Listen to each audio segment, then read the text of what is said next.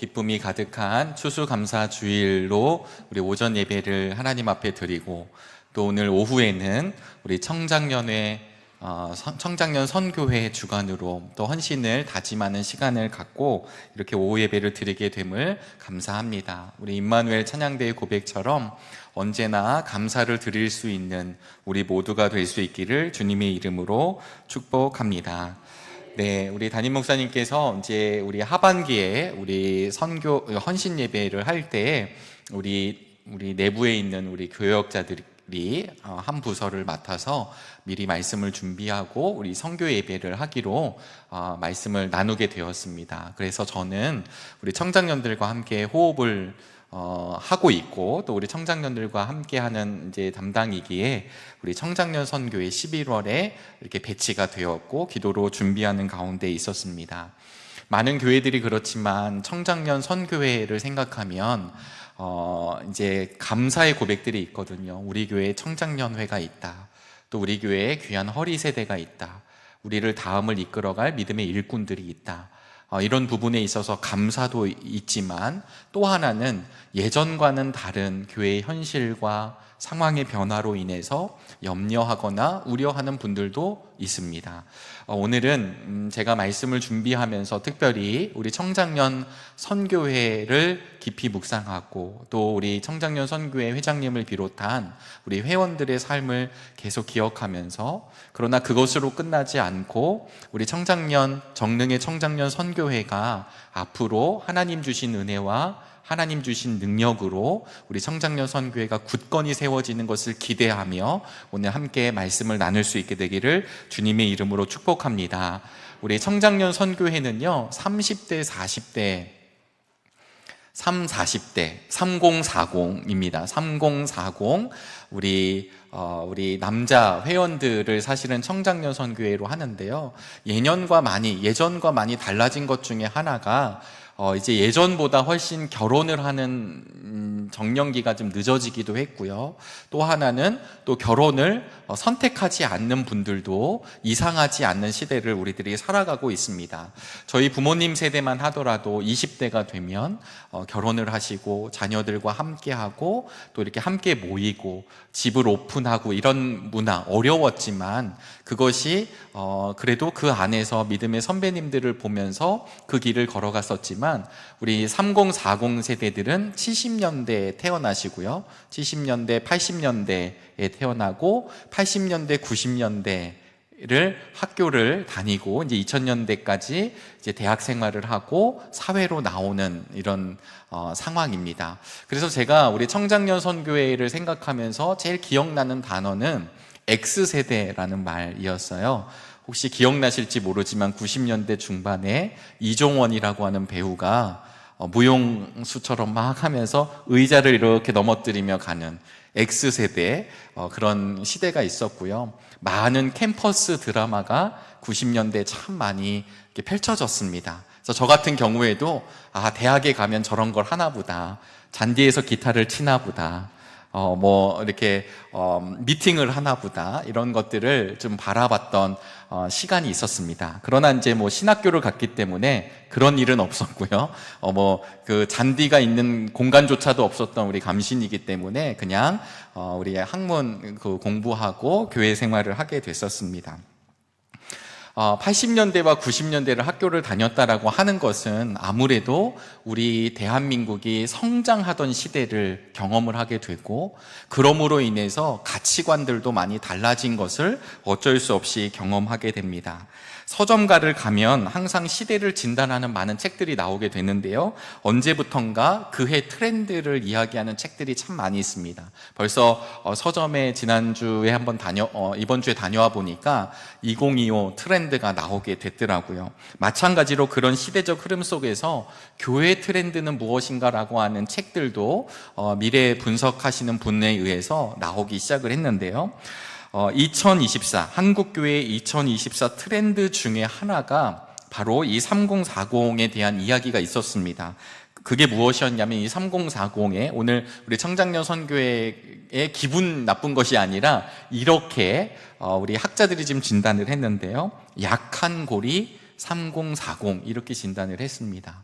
오늘 이 말씀을 함께 나누시면서 우리 믿음의 선배님들께서는 왜 예전처럼 되지 않을까라고 하는 생각보다는 우리 청장년 선교회가 갖고 있는 지금 처해져 있는 현실을 함께 공감해 주시고, 그럼에도 불구하고 변하지 않는 하나님의 진리, 그럼에도 변하지 않는 예수 그리스도가 우리의 삶을 붙들어 주실 것을 확신할 수 있게 되기를 바랍니다. 그 책의 한 내용인데요, 뭐라고 이야기하냐면 3040 세대는 한국교회의 허리자 청년에서 기성세대로 넘어가는 과정에 있는 세대이다. 하지만 기성세대에 대한 거부감으로 장년부에 쉽게 편입되지 못하고 불안정하고 분주한 삶으로 인해 신앙도 약해지기 쉬운 세대이다. 그래서 다음 세대를 이끌어가야 하는 세대이지만 한편으로는 약한 고리이기도 하다라고 그 학자는 분석을 한 거예요. 그러면서 3040 교우들의 설문조사를 통해 보니까 취업과 사회생활, 가사노동 및 육아 등으로 인한 스트레스가 가장 많은 세대이기도 한데, 이것으로 인해서 신앙생활에 가장 크게 영향을 받는 세대라고 분석하고 있습니다. 하지만 다행스럽게도 이렇게 스트레스를 받는 30대, 40대 중에 48.3%는 교회에 가면 나에게 처해져 있는 문제가 해소되고 신앙생활을 통해서 일상생활에서 겪는 문제가 해결이 된다고 믿는다라고 답을 했다고 했습니다. 50대, 60대와 20대 이하에 있는 사람들은 구원을 위해서 교회를 온다고 답을 했지만 30대, 40대들은 마음의 평안을 위해서 교회를 간다라고 이야기한 분이 훨씬 많았던 것이 좀 독특한 점으로 분석하고 있습니다. 한편 3040 세대의 절반 이상은 교회 활동 참여율이 매우 낮은 것으로 드러났는데, 이유는 시간이 없어서이고 일상생활로 지쳐서 교회 생활에 많이 참여할 수 없다라고 이야기를 했다는 것입니다.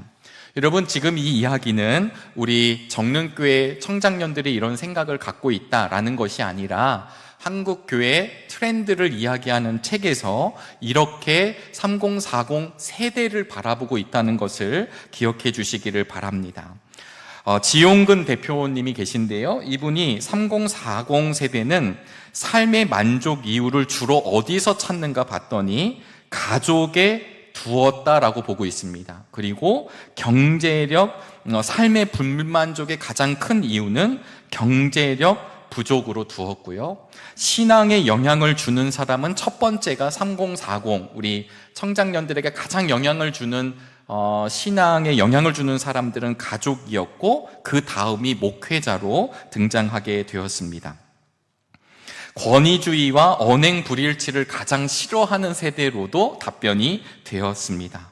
그래서 제가 이런 이야기를 잠깐 말씀을 드리는 이유는 아까도 말씀드렸다시피 80년대와 90년대 우리 대한민국이 성장하고 그리고 많은 것들을 누리면서 살아가는 시대가 되었고요.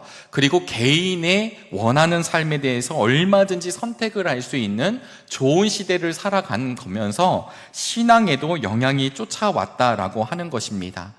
저희 부모님 세대만 하더라도 어머님이 아이를 키우는 게 당연했지 아버님이 아이를 키우는 게 당연한 시대가 아니었던 것으로 기억을 해요. 그래서 저는 저희 부모님 세대, 더 우리 위에 선배님들도 계시지만 보면 예전에는 천기저귀를 어떻게 쓰셨을까가 가장 궁금한 영역입니다. 건조기가 없었는데 어떻게 말리셨을까? 어떻게 형제와 사람들이 많은데 그 많은 빨래들을 할 수 있었을까? 이런 부분들이 좋은 시대를 살면 살아갈수록 어떻게 그렇게 할 수 있었을까라는 생각이 들게 하기도 합니다. 그러나 또 하나는 아까 경제력 부족을 이야기했다시피 경제력 수준이 올라가면서 예전에는 어머님들이 가정주부가 더 많으셨지만 이제는 여성이 사회 진출을 하게 됨으로 인해서 부부가 함께 일을 하는 가정들이 많아졌습니다. 부부가 함께 일을 하는 가정이 많아졌기 때문에 교회 안에서도 여러 가지 파생되는 일들이 일어나게 되는데요. 우리 여선교회 안에서도 이제 함께 사역에 동참하기가 어려워진 것입니다. 얼마든지 낮에 모여도 주부였던 어머님들이 모여서 낮에 활동을 할 수 있었고 함께 모임을 가질 수 있었지만, 이제는 같이 경제력 활동에 동참하고 있는 부부들이 많아졌기에 주말이 아니고선, 또 아주 저녁이 아니고선 모이기가 힘든 것이 교회 문화 안에서도 이제 들어오는 가운데 있습니다. 그래서 이현철 교수님은 이렇게 3040 트렌드를 이야기했는데요. 3040 세대는 현재 한국 사회와 한국 교회의 주류 세대로 자리 잡고 있습니다. 이들은 높은 학력과 경제력을 가지고 있고 다차원적 가치관과 개인주의적 성향이 강합니다. 3040 30대와 40대도 세부적으로는 차이가 드러납니다. 3040 세대의 신앙생활 및 교회 정착이 다음 자녀 세대까지 영향을 미치므로 이들에 대한 관심이 매우 필요합니다 라고 분석을 하게 되었습니다. 오늘 청장년 선교회가 함께 예배를 드리고, 또 우리 정릉교회가 미래 세대와 다음 세대를 위해 기도해 주실 때, 특별히 우리 허리인, 물론 학생도 아니고 이제는 예전 같은 그 젊은 청소년과 청년의 시기는 지나갔지만, 이 부모님들의 자녀를 양육하고 있는 이 부모 세대를 함께 기도해 주시기를 주님의 이름으로 축복합니다. 사실은 빠른 속도로 오늘 성경 본문은 사울과 다윗을 비교하고 있습니다. 사무엘상 16장에서는 주님이 사무엘을 통해서 다음의 왕이 될 사람을 찾게 하시는데요, 그 사람이 다윗으로 드러나게 되고, 그 드러난 이유 중에 하나는 바로 15장에서 아말렉과의 전쟁을 하는 사울의 행태를 보시고 주님이 사울을 버리십니다. 주님의 영이 떠나가고 악한 영이 그에게 오게 됩니다. 사무엘도 마음이 상하게 돼요. 그래서 사무엘상 15장 35절 말씀을 우리 함께 보시도록 하겠습니다. 함께 읽어보실까요? 그 다음부터 사무엘은 사울 때문에 마음이 상하여 죽는 날까지 다시는 사울을 만나지 않았고, 주님께서도 사울을 이스라엘의 왕으로 세우신 것을 후회하였다. 아멘. 이런 가운데 다윗이 뽑히게 되는 과정이 등장하는데, 아시다시피 이세의 아들들이 있었습니다. 첫째 아들이 누구냐면 엘리압인데 용모가 참 아름다웠어요. 준수했어요. 그런데 이 엘리압이 혹시 주님이 원하시는 왕이 아닐까 생각을 했는데 아니었고요.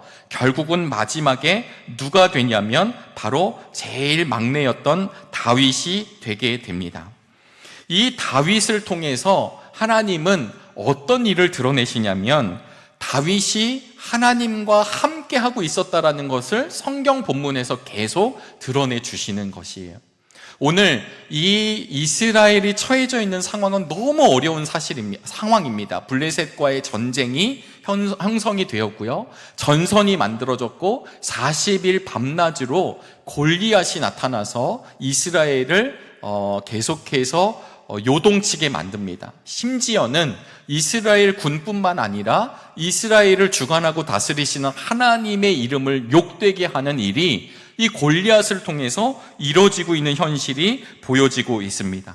방금 말씀드린 대로 골리앗이라고 하는 사람이 어떤 사람이냐, 사무엘상 17장 4절부터 7절은 그렇게 설명을 하고 있는데요, 여러분 이제 성경을 보시면 이 골리앗의 키가 대략 2m 80 혹은 2m 90, 3m 이내 정도 된다고 합니다. 제가 비교해 볼 수 있는 사람들은 요즘 방송을 많이 하고 있는 이제 서장훈 씨 있잖아요. 서장훈, 농구선수 서장훈 씨. 물론 방송으로 보니까 아무렇지 않지만 직접 만나면 얼마나 클까요?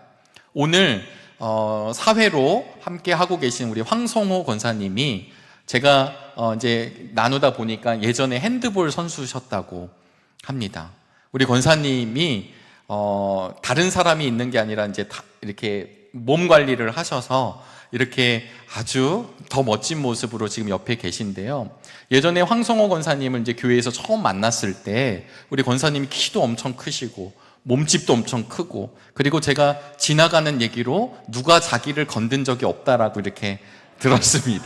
그러니까 저 같은 사람들 있잖아요. 그러니까 우리 남자들 지나가다 보면 괜히 이렇게 좀 약한 사람이 보이면 어깨도 빵 치고 가고, 그리고 나 힘 세다 이렇게 하지만, 그러나 아시지만 더 큰 사람, 그리고 혹시 운동하는 사람, 이런 사람 만나면 자연스럽게 어깨를 이렇게 열어주죠. 왜냐하면 더 강한 상대니까요. 은근히 남자들이 누가 더 강한가 이런 걸 살펴봅니다. 오늘 우리가 알고 있는 역사 속의 골리앗 같지만 우리 시대로 보면 여러분 그런 분들 있잖아요. 얼굴도 아주 무섭게 생기시고 주먹도 이만하고 등치도 이만하고 막 운동도 하고 보통 만두기라고 하던가 이렇게 유도하신 분들처럼 그런 모습으로 있는 사람을 보면 그런 사람인가 보다 하지 않고요. 사람들은 그 기에 눌리게 됩니다. 군대에서도요, 어떤 고참이 막 계속 욕을 하고 막 괴롭히고 힘을 내고 그러면, 막 힘을 쓰고 그러면 맨날 하는 것도 아니지만 나중에 그 강한 사람 앞에서 많은 사람들이 꼬리를 내리죠. 엄청 강한 사람이 아무리 100명이 있고 200명이 있어도 나랑 붙을 사람 한번 나와! 라고 얘기하면 나가지 못합니다. 왜냐하면 질 것 같으니까요.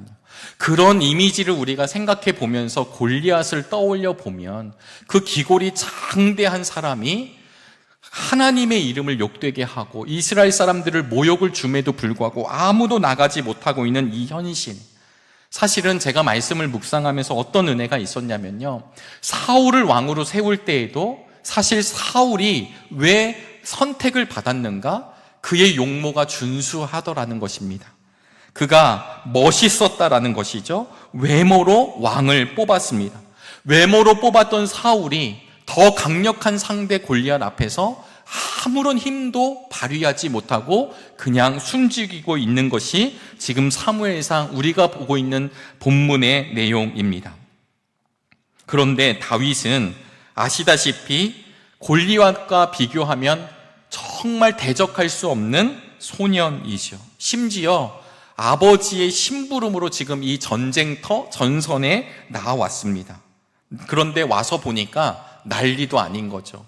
저쪽에 이 이스라엘 진영에서는 다 겁먹어서 아무도 말을 하고 있지 못하고, 그리고 이 골리앗을 비롯한 블레셋 진영에서는 계속 우리를 향해서 무언가 외치고 있었습니다. 근데 성경은 사무엘상 14장 52절에 그 이스라엘에 모인 사람이 어떻게 뽑혔는지를 기록하고 있는데, 우리 잠깐 화면을 보실까요? 제가 읽어드리도록 하겠습니다. 사울은 일생 동안 블레셋 사람과 치열하게 싸웠다. 그래서 사울은 용감한 사람이나 힘센 사람은 눈에 보이는 대로 자기에게로 불러들였다. 이것을 통해 알 수 있는 것은요, 그 전장에 있었던 사람들은 억지로 끌려온 사람들이 아니라 사울이 닥치는 대로 용감하고 힘을 쓸 수 있는 사람들을 불러 모았는데도 불구하고 아무런 대꾸를 하지 못하고 있다는 것입니다. 그런데 이 소년 다윗은 그곳에서 의분이 일어납니다. 그곳에서 그의 마음이 요동칩니다. 그곳에서 그는 하나님의 이름이 욕되다라는 것에 굉장한 열받음, 저의 표현이지만 분노가 일어나고 있습니다. 왔음에도 불구하고요, 28절부터 30절에 보면 형 엘리압이 그를 꾸짖습니다. 너 교만하다고 꾸짖고 완악하다고 꾸짖습니다. 여러분, 성경은 이 이야기를 통해서 하나님의 사람과 하나님의 사람이 아니고 세상을 바라보고 육체를 바라보는 사람들을 너무나도 분명하게 비교하고 있습니다. 어렸지만, 힘이 없어 보이지만 주님께 기름 부으심을 받았던 다윗은 그 안에서 당당하게 일어나고 있습니다. 주님의 기름 부으심을 받았던 다윗, 그러나 사울을 비롯한, 형들을 비롯한 용기가 있었던 수많은 사람들이 그 전장에서 아무런 소리를 내지 못한 채 그들은 두려움에 사로잡혀 있었습니다. 금을 준다고 해도, 은을 준다고 해도, 후히 상금을 준다고 해도 아무도 나서는 이가 없었을 때 다윗은 사울 왕을 만나게 됩니다. 그리고 사울 왕에게 다윗은 이렇게 이야기하는데, 그 말씀이 32절인데요. 함께 읽어보도록 하겠습니다. 누구든지 저 자 때문에 사기를 일어서는 안 됩니다. 임금님의 종인 제가 나가서 저 블레셋 사람과 싸우겠습니다. 여러분, 이 상황을 잘 살펴보시면 말도 안 되는 상황이거든요. 소년이 와서 뭐라고 사람들이 함에도 불구하고 하나님의 이름을 이야기하면서 결국 사울 왕까지 만나게 되었을 때 자기가 물리치겠다고, 낙담하면 안 된다고 얘기하는 것 보시면 여러분 무엇이 느껴지시나요? 모든 걸 가졌던 사울 왕과 아무것도 없었던 다윗이 완전히 주객이 전도된 것을 보여주고 있습니다. 사무엘서는 이것을 통해 무엇을 말씀하고 있을까요? 사무엘서는 이것을 통해서요, 진짜 주님의 사람이 누구인지를 알려주시는 것입니다. 오늘 우리 청장년 선교회 헌신 예배로 드리는데요, 서두에 말씀드렸다시피 가족을 중시하고 그리고 또 여러 가지 경제적 상황에 관심이 많고 애를 쓰는 세대이기도 합니다. 풍성함을 누리는 세대이기도 하고 자신의 꿈과 목적을 향해 전진해 왔던 세대이기도 합니다. 그러나 그만큼 낭만과 낙심도 크게 되는데 왜 그러냐면 더 잘 사는 사람들에 대한 이야기가 언제든지 등장하는 것이죠. 제가 양재동에서 교회 사역을 했었는데요, 그 서초구에 있는 학생들이 그 지역적인 상황으로 인해서 강남구 학교를 다니게 된다고 말씀을 드렸습니다. 강남구에 학교를 갔더니 강남구 아이들이 야, 서초구는 이쪽에 오지 말아라, 이렇게 얘기를 한다는 것이에요. 제가 살고 있는 고향에 옛날 동네이지만 어느 날 아파트가 들어섰습니다. 아파트가 들어서니까 아파트 학부모들의 커뮤니티가 형성이 되고 아파트에 사는 사람과 구 동네에 사는 사람들이 나뉘어집니다. 전에 사역했던 교회에서도 여러분 유명한 이제 초등학교에 있죠. 그래서 그 지역에 막 아파트들이 들어서니까 아이들이 굉장히 많이 왔어요. 제가 얼핏 듣기로는 그 학교가 전국에서 10번째 안으로 학생 수가 많은 학교로 카운터가 됐습니다. 그런데 거기서도 이쪽 아파트에 사는 애들과 요번에 새로 진 한강변에 생긴 아파트에 생긴 아이들과의 커뮤니티가 달라지더라는 것입니다. 이건 무엇을 뜻하냐면 아무리 잘 사는 사람들은 서로 잘 살기 때문에 문제가 없는 것이 아니라 어느 공동체를 가더라도 내가 누구보다 낫다, 내가 누구보다 부족하다라는 비교군이 항상 생기기 시작하면서 연약한 우리들은 나보다 나은 사람들을 바라보며 내 불행을 보더라는 것이죠. 그러니까 절대적인 만족을 하지 못하고 상대적인 박탈감을 갖고 가는 세대와 사람들을 보게 되는 것입니다. 제가 전에도 한번 말씀을 드렸다시피 요즘은 어플이 워낙 잘 되어 있지만 여러분, 누군가가 지하철 환승역에서 뛰기 시작하면 오나보다 하고 다 같이 뛰죠. 어느 심리학자가 실험해 봤던 것처럼 광화문 사거리에서 우리 교단본부를 바라보면서 한 명이 이렇게 손가락질을 하면 아무도 안 쳐다봅니다. 이상한 사람이네.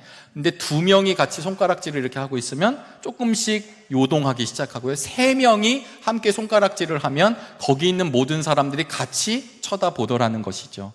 그래서 심리학자들은 우리가 충분히 나의 의지와 내 힘대로 살아갈 것 같지만 주변과 상황과 다수의 의견에 쉽게 따라간다라는 것을 증명해내고 있습니다.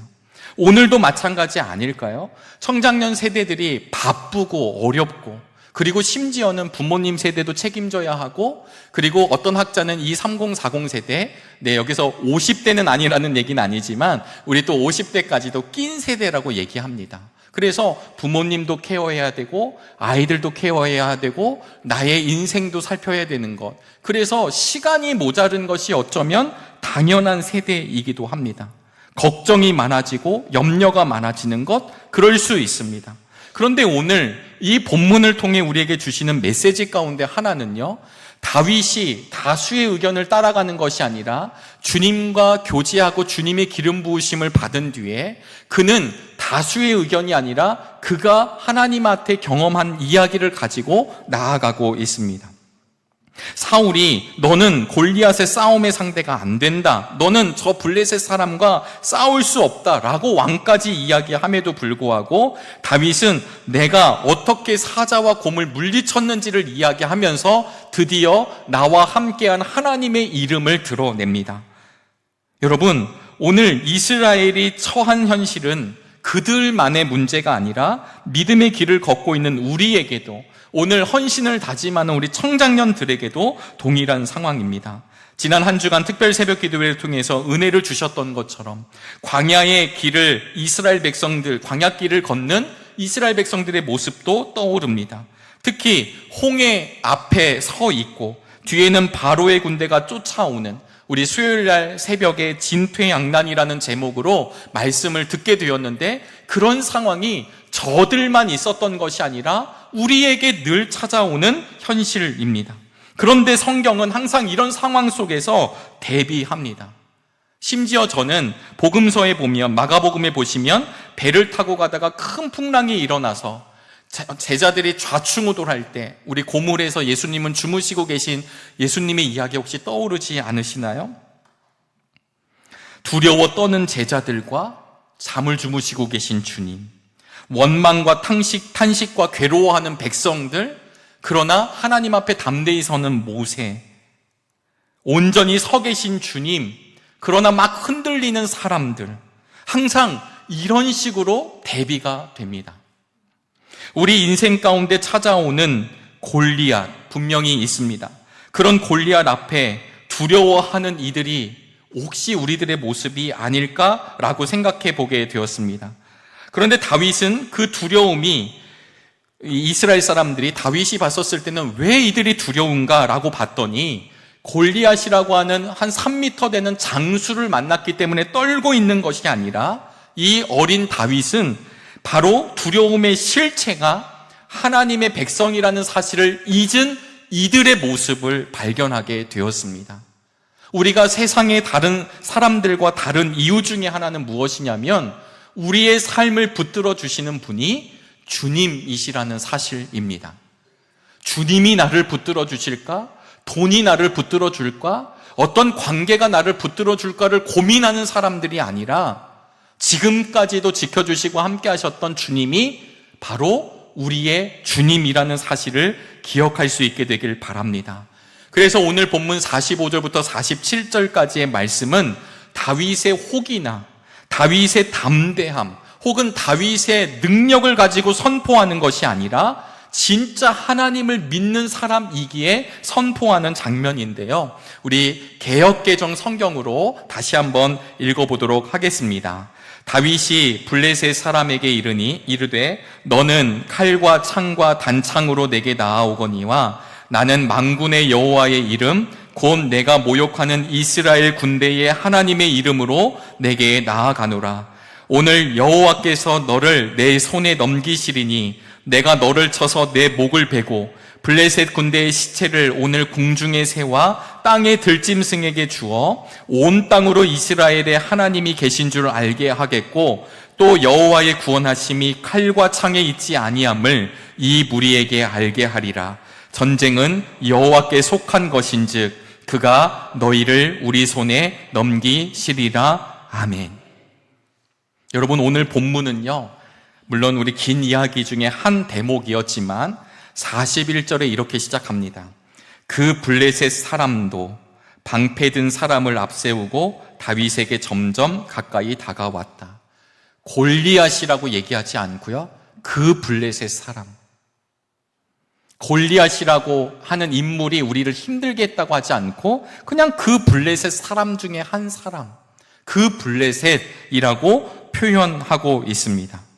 골리앗이라고 하는 이름은요, 망명자, 유랑자, 그리고 이 원문대로 해석을 하면 하나님이 거만하도록 만드신 존재라고도 우리가 이름을 해석할 수 있다고 합니다. 반면 다윗은 사랑받는 자, 총애받는 자입니다. 우리가 신앙의 광야 생활, 또 이 땅의 광야 생활을 하다 보면 우리는 수많은 유랑자들을 만나게 됩니다. 자신의 이름으로, 자신의 능력으로 왕국을 세워가고 자신의 힘을 가지고 의지를 가지고 거만하도록 만든 그 존재들을 우린 만나게 됩니다. 우리의 삶 가운데 인생의 골리앗이 늘 찾아옵니다. 외부에서도 찾아오지만 내 안에서도 불신의 골리앗이 성장할 수밖에 없습니다. 그러나 그런 상황일 때 하나님의 사람들에게는 끊임없이 칭찬과 격려와 사랑과 에너지 줌이 아니라 하나님의 사람들에게는 끊임없이 불신이 찾아오고 비방의 소리도 들려옵니다. 그러나 하나님의 사랑을 받는 다윗은 하나님이 나와 함께 하신다라는 것을 그가 목동 시절부터 제일 꼬레비였고 막내였고 관심을 받지 못했던 그였지만, 그러나 그가 광야 현장에서, 목동의 현장에서 하나님이 나와 함께 하심을 경험하게 되었고 확신하였습니다. 그래서 그는 놓치지 않았고 결국은 담대하게 나아가죠. 여러분, 근데 오늘 비교가 되는 골리앗은 사실 어떤 사람인가? 정말 저 다윗을 보자마자 그런 얘기를 한 게 아닙니다. 제가 40절 말씀을 읽어드리겠습니다. 그런 다음에 다윗은 목동의 지팡이를 들고 시냇가에서 돌 5개를 골라서 자기가 메고 다니던 목동의 도구인 주머니에 집에 넣은 다음 자기가 쓰던 무림매를 손에 들고 그 블레셋 사람에게 가까이 나아갔다. 그리고 오늘 본문 41절이 뭐라고 하냐면 골리앗이 방패를 든 사람을 앞세워서 다가옵니다. 이게 무엇을 뜻할까요? 골리앗이 누가 나오든지 담대하게 나온 게 아니라 자기도 혹시 맞아 죽을지 모르니까, 어떻게 죽을지 모르니까 방패 든 사람을 앞에 세우고 천천히 나온 거죠. 그때 소년이 서 있구만.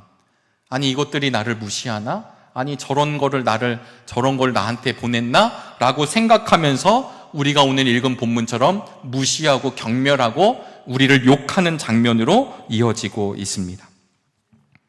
사랑하는 여러분, 우리의 눈이 하나님의 사람이 누구인지를 발견할 수 있게 되길 바라고 하나님이 누구와 함께 하시는지를 알 수 있게 되기를 바랍니다. 시대는 엄청나게 변화되고 있습니다.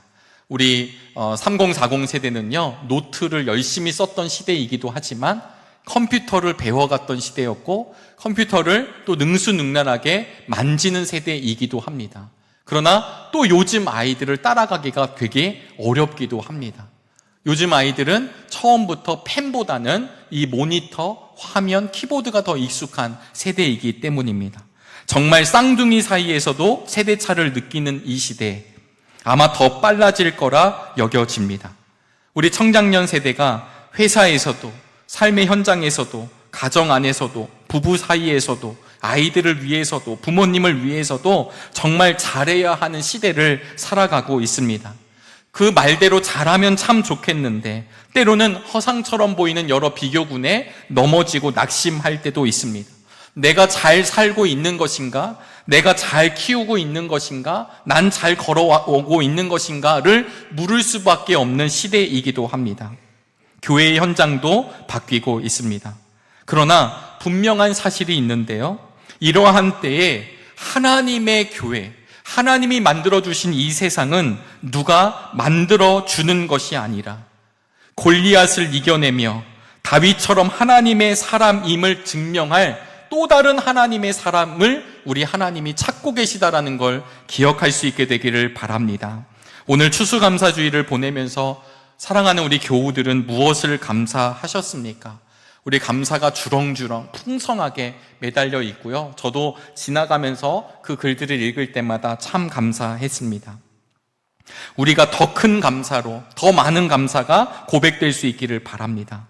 그러나 오늘 우리 추수감사주의를 보내면서 예수님으로 인하여 우리의 신분이 바뀐 것, 우리 주님 때문에 내 삶이 바뀐 것, 우리 주님 때문에 내 존재가 바뀐 것, 그 기본, 그 근본이 우리가 고백하고 있는지 다시 한번 바라볼 수 있기를 바랍니다.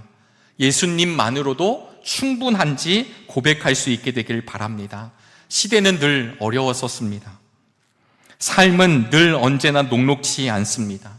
언젠가 담임 목사님이 말씀해 주셨던 것처럼 과거는 낭만적인 것으로, 좋았던 것으로 우리 스스로가 혹 편집하는 것은 아닐까 생각해 보게 되었습니다. 그러나 그 시절도 그때도 어려웠었습니다. 부모님의 시대는 부모님들이 감당해야 될 몫이 분명히 있었습니다. 지금의 시대는 우리가 감당해야 될 몫이 분명하게 있습니다. 다윗은 어울리지 않는 사울의 갑옷을 입고 나가 싸웠던 것이 아니라 그는 하나님과 동행했던 그 은혜대로 평상시 차림으로 누군가의 말을 들었던 것이 아니라 누군가의 옷을 입었던 것이 아니라 내 옷을 입고 내 물건을 가지고 그대로 골리앗 앞에 당당하게 섰습니다.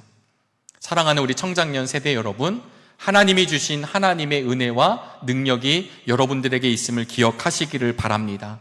사회도 어렵고 나라도 어렵고 경제도 어렵고 교회도 어렵고 힘들다고 이야기하지만 하나님의 사람이 누구인지를 드러내셔서 우리가 함께, 우리 정릉교회가 이제 70년을 보내고 있지만 우리 주님 다시 오실 때까지 더 풍성한 결과들이 우리 허리 세대들을 통하여 이루어질 수 있게 되기를 축복합니다. 우리 믿음의 선배님들께서는 격려해 주시고 기도해 주셔서 우리의 삶의 무게가 우리 스스로 버티는 것이 아니라 우리 하나님께 내어 맡기고 그분의 힘으로 살아가는 것임을 기억하며 오늘도 전진할 수 있게 되기를 주의 이름으로 축원합니다. 기도하겠습니다. 하나님, 오늘도 귀한 은혜를 주시니 감사합니다. 다윗과 골리앗의 우리가 너무나도 잘 아는 장면이지만 하나님, 다윗을 통하여 주셨던 하나님의 은혜를 알게 하여 주시옵소서. 이미 끝난 싸움임을 알게 하여 주시고 하나님의 손길을 의지하는 우리 청장년들과 오늘 예배드리는 우리 모두가 되게 축복하여 주옵소서. 예수 그리스도